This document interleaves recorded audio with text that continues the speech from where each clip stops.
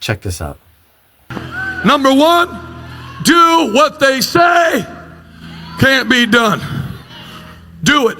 In fact, I would, now let me ask you a question.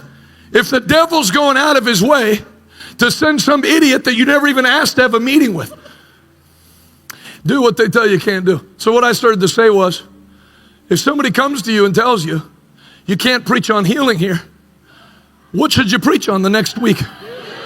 If the devil sends somebody, you know, you can ascertain the will of God just as easily by what the devil tells you not to do and doing it. That's what I'm talking about right here.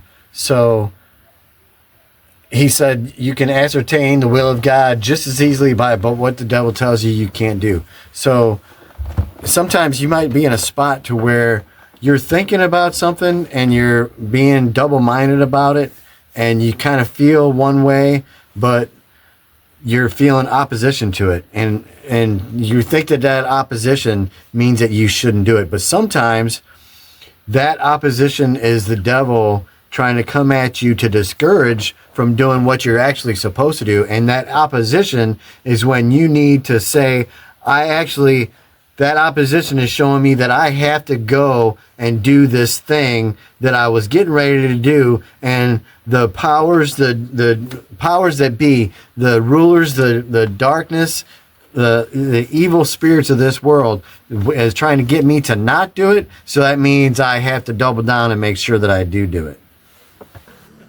You can't preach on healing here. People don't receive it. I'm going to do a 4-week series on healing. Hey, I know you're new here as the pastor. There's a family, the Williams family. They don't really like speaking in tongues.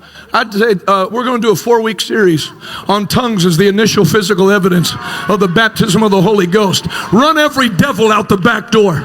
You know, everybody that's in your church is not there to help you. There's people that come in, they're there to hurt you. They're there to mess your ministry up, stare at you the whole time you preach.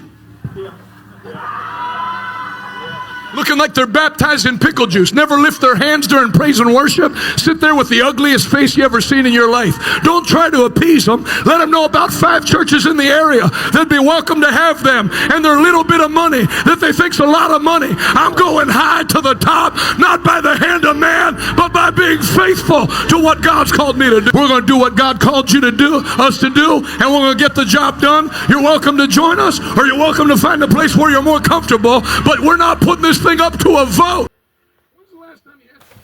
So yeah, my messages I have on here, they're not up for a vote.